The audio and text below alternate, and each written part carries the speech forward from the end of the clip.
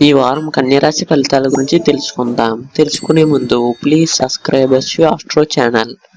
ఈ వారం కన్యరాశి ఉత్తర 2, 3, 4 పాదాలు, హస్త, చిత్త 1, 2 పాదాల వారికి ఈ వారం ఆర్థిక లావాదేవీలు సంతృప్తికరంగా సాగుతాయి.